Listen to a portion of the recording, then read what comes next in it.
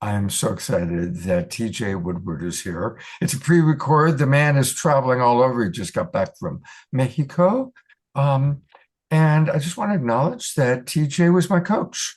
I went through a period where I was drinking too much, and TJ was referred to me by Katrina Valancourt, who ironically is also right here in our Zoom room on tonight's show.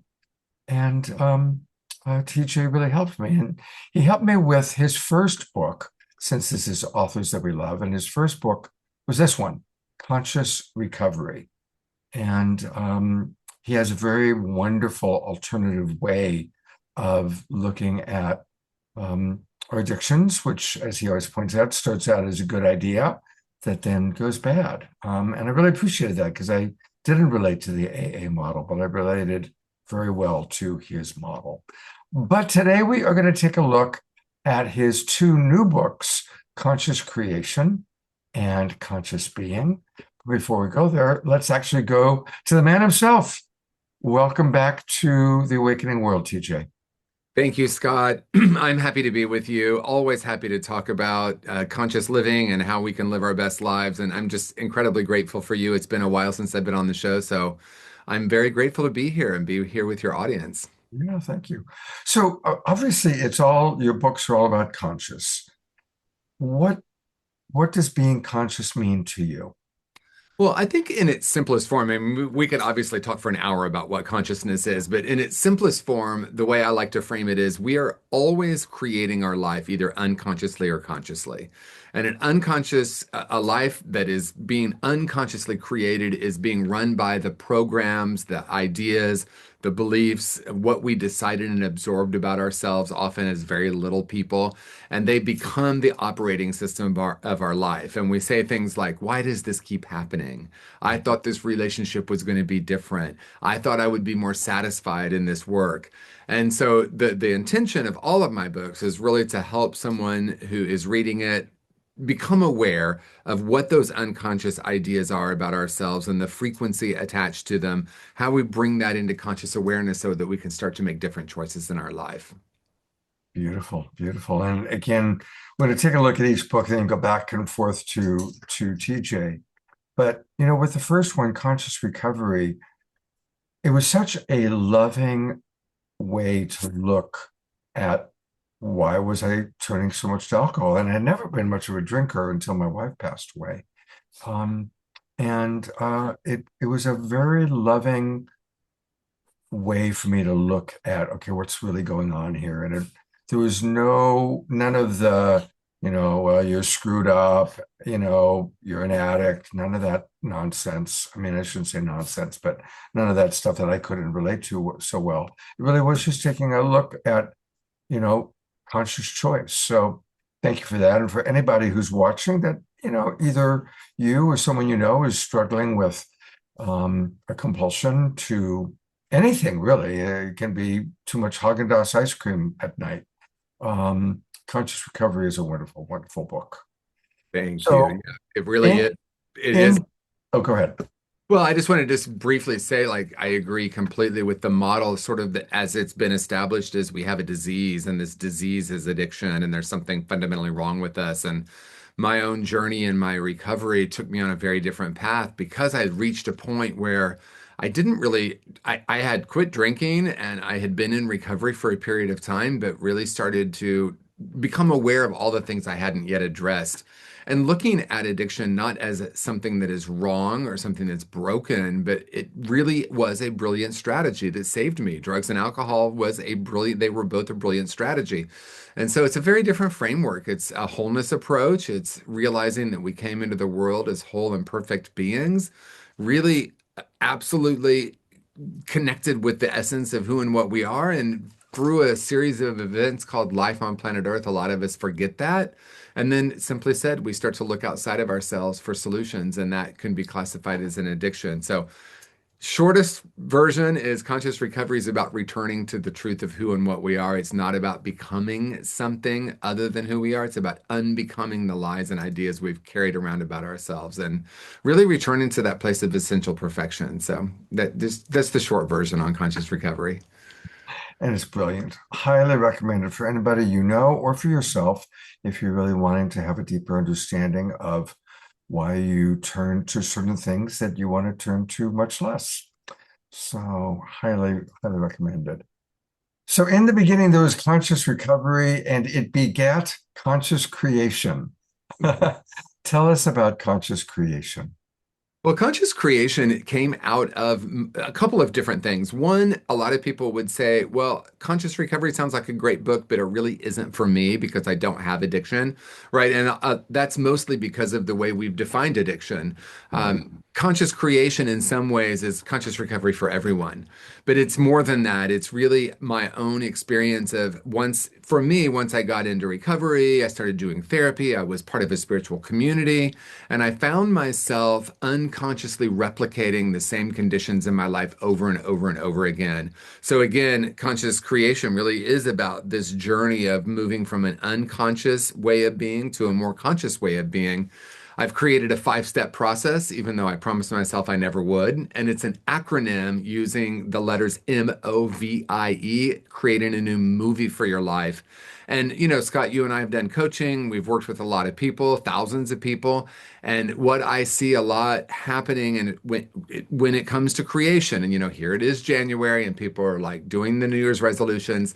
People often want to start with the law of attraction. They want to start with the vision board. They want to start with what do I want to create? And in my model, I look at what we want to uncreate first, right? So making peace with the past and overcoming core false beliefs are the first 2 steps so that we can be aware enough to listen to inner wisdom and create from that place rather than the programming in our mind. And I want to riff on what a phrase, changing our core thoughts and beliefs. And I know it's a whole book, but is there a special tip for that? Yeah, I think for a lot of us, and I'll speak from my own experience first, I was unaware of the narrative. And it's really way more than the narrative because a lot of people are saying change your thinking, change your life, change what thoughts you're entertaining. And although that is very useful, the deeper work is what frequency is attached to that. And so I'll give you an example. As I already said, I remember being a very small child and being so happy and filled with joy. That's that foundational principle of all my work. We're not broken people trying to fix ourselves. We came into the world whole and complete, and we started absorbing and deciding the conditions of the world, thoughts from our parents, what it means to be our race, our age, our sexual orientation, all the reasons that we develop these core false beliefs. And one of mine was I felt unlovable, and that decision came at such an early age. And the important piece here is it's not a cognitive process to change our thoughts because these significant core false beliefs usually happen before our brains were even developed. I Right. was 7, I was 6, I was 5. Those years, I started believing I was unlovable. And yes, that was a narrative, but it was really a frequency. So I'd walk into a room vibrating with unlovability, and I would choose someone thinking that I was going to try to heal this core false belief, but my unconscious awareness of who I believed I was caused me to choose the one to confirm the core false belief. That I think is the important piece because we shift it not by just trying to change the thoughts. Well, beautiful. Thank you. Um, Anything else you want to say about that particular book? Well, I mean, yes, I want to talk a little bit about the next step, which is visioning, because a lot of us have used visualization. That's where the vision board comes in. A lot of us have practiced law of attraction, like what do you want to create? You hold that thought or you hold that idea, and that frequency then attracts it into your life. And I do think in many ways that is true. The deeper work here, as I've already said, is about clearing, making peace with the past, overcoming core false beliefs so that we can then do the practice of visioning. I always like to give credit where credit's due. So our friend Michael Beckwith has created the life visioning process. Obviously, he's both of us a friend to us, and I see him as just such a powerful spiritual leader. So I use his process in visioning, which is very different than visualization. It's not about what do I want to create. It's about how do I slow down enough to listen to inner wisdom and be guided by that. Michael provides a series of questions. What's the highest possibility for my life? It's a meditative process. I use his questions in the book and in the workbook. And it really is about listening to inner wisdom and being guided by that, which is really different than visualization. And then we can get practical. The intention setting is the I, and the E is embodying the vision. That's where we do hold the frequency of that which we want to create. So it's a very simple multi-step process, but the key points are the unlearning, the being still enough, because to me it's in the stillness. Stillness speaks, and there's something so much more powerful that happens in our lives when we listen intently to that inner wisdom and we allow ourselves to be guided by it. Beautiful. Boy, the stillness is the hard part for me. Yeah, I mean, for many of us, right? Because we, Yeah. we do have the what's happening in our minds, and the Yeah. Buddhists call it monkey mind, and there's a reason, right? We're all very aware of that, I think.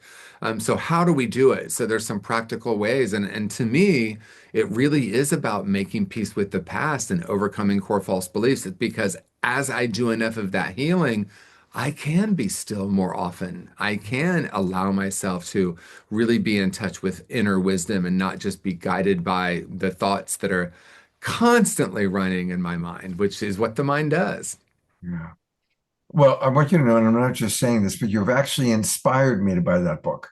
Oh, thank you, Yeah, Scott. yeah, yeah. I was going to try and find my old Conscious Recovery that's dog-eared and yellow highlighted, but it's in storage somewhere. But I'm definitely gonna buy that book, and I'll show people how to buy the book in a moment. But let's take a look at the third book in the trilogy, if you will, Conscious Being. Conscious Being. Well, I want to start with a funny story about this because actually, Conscious Being was the first book I wrote. But what's interesting, Scott, is you are intuitively picking up that it actually is the third book in the trilogy because it was my first book before Conscious Recovery. It kind of sat there dormant a little bit, and then Conscious Recovery had, the success that it did within the treatment industry. And then I wrote Conscious Creation and really focused the last few years on that. And now I'm returning to Conscious Being. And as I read it, I'm really clear it's actually the third book in the trilogy. So I love that you picked up on that. I did put them in order on my website because that's how I would say the reader would follow the trajectory. If they don't feel like they have some kind of issue with addiction, maybe they'll start with Conscious Creation. Conscious Being to me is really about how consciousness creates reality. Uh, Mm, it's I wrote Conscious Being, like I said many years ago. I did do a revised edition, but it was a series of talks that I had given in spiritual centers about how we can shift our awareness and move through levels of consciousness, from martyr level of consciousness all the way to mystical level of consciousness. And that at that level of consciousness, we are aware, I am aware that we're all one. And there's really, in a way, there's nothing to heal and nothing to create. It's a paradox, right? right. Then we can start to ask the question, how do I truly want to live? Who have I come here to be? So these are the deeper questions about purpose and meaning. Our house musical artist, Omar Shar, who is watching this, as we play it live on Saturday night, um, he just reminded us of the Rumi quote, "We are not a drop in the ocean. The ocean is in the drop that we are." Right. And I'm wondering how that relates to your perspective about conscious being. Well, it's funny that you say that because I'm 99% sure I use that Rumi quote in Conscious Being because it is true that to think of ourselves as a drop in the ocean is to think of ourselves as part of the greater whole, right? But to say that that we are actually the ocean itself, that we are all one. I think 100 years from now, they'll be watching something like this and say they were starting to get it. They were starting to talk about oneness, that we're really all part of this greater whole, this web of consciousness itself, and that we were starting to understand it. that we're not actually separate drops, that we're the entire ocean is in the drop that we are, right? So we're all of that. And I think that's a very important distinction. I think just as the external world helps us to reflect the inner world, the fact that now you can go onto AI and Mm. basically access anything. It started with Google. You could Google and get the answer to almost all your questions. Now it's gone deeper. You go into AI and AI. I mean, I know somebody who's a very respectable person, Stephen Dinan, who claims that he's talking to the spirit of Ram Dass through AI, right? And so again, it's an external version, but if indeed the entire ocean is inside the drop that we are, then we have access to all of the ocean, right? And I think again, AI is teaching us that in an external world, which is of course what we're trying to learn on an inner world. Yeah, and what you're saying is so important because when again, I'm going to go back to the stillness, back to the silence, when I do enough of my own healing so that I can be more present with myself and of course with others, I then access something deep within me that has always been there, but maybe we have forgotten. Maybe I had forgotten it. And that's why if you look at a small child, they are our teachers. Yes, we're here to teach them things, but really we're here to learn from them, right? Because they're closer to that knowing, that source energy that they are. That's why things happen in collective consciousness. And I agree, it's what's happening externally in AI. And we have access to that. I mean, I have so many stories. I write about them throughout my different books where I just tapped into something. Like the very first talk I ever gave at a spiritual center, I titled Beyond Metaphysics. And I laid out these four levels of consciousness that are in conscious being. And someone came up to me afterward and said, that sounds like what Michael Beckwith has created. Now, I didn't know Michael yet at the time. Oh, And now, wow. now that we're friends, I tell him this story and he said, well, of course, because we pick these things up in there's a frequency, there's an energy. And so slowing down and being aware and listening intently, we're not only picking up something inside of our own consciousness, but in the true consciousness, right? Consciousness itself. Beautiful. All right, so I'm going to show people how to buy the book because I'm going to buy one of them myself. So you go to tjwoodward.com, and actually I'm going to go back there to the home page just to start everybody. And we are the Global Peace Tribe, and I love the quote, peace is not a destination. It's a way of being, and boy, do we need it right now. In fact, we're just starting this week, TJ, our shows always start at 6 o'clock. And we're now starting with the 6 o'clock moment of peace, which our mutual friend Marianne Williamson is promoting. Anyway, go to tjwoodward.com and then definitely explore. There's all sorts of wonderful things on the website here. You can learn all about this wonderful man. But then we're going to go to books, and that's where you can see his three books, the trilogy, which I guess I did into it, Conscious Recovery, Conscious Creation, and Conscious Being. Well, I have successfully made my way through Conscious Recovery, so I am going to buy Conscious Creation. We click buy the book. That was easy. And it takes us to our good friend at Amazon. Well, that makes it nice and easy. It sure does. Go to the add to cart, proceed to checkout. Oh my gosh, it's so easy to do. And I'm placing my order. Oh, but I got to change the address because I just moved. Glad I caught that. Here we go. And here we go. See how easy it is. I love it, Scott. Perfect demonstration right there in real There you go. I'm glad it all went well. I'm glad it all Yes. went well. TJ, any final thoughts? You're one of the wisest men that I know. And looking at the big picture, obviously there's a lot of really hard and crazy stuff going on in the world. Yes, So, and I think my closing thought would be regardless of what's happening in the world, there's a place within you that is more powerful than that, and that we came into the world as a literal spark of divinity, and then we have been taught that we're a separate self. And so much of the spiritual journey to me is about unlearning and returning. It's dismantling, if you will. It's questioning, it's being curious, and it's really recognizing that we've always been this powerful being And that's the truth of who and what we are. And so the journey, whether we call it a spiritual path or, wellness path or recovery path, is really not about moving towards something, but remembering who we really are. And so if no one has told you today, you're a whole and complete spiritual being just the way you are. And I love to always close with that because that reminder is not new for us. It is truly a reminder. Oh, that's right. I know that. We all know that. We're all on this path to remind each other of that. Beautiful. So I'm going to ask you in closing to say it one more time slowly so that everyone in our audience can really take it in. Well, I'll say it a little bit differently. I will say, regardless of what has happened and regardless of what you have done, the truth of who and what you are is an infinite being. You came into the world as a spark of divinity, and that's still the truth of who and what you are. Beautiful. Well, you are one of my favorite sparks of divinity, TJ. And thank you so much for taking the time to be with us.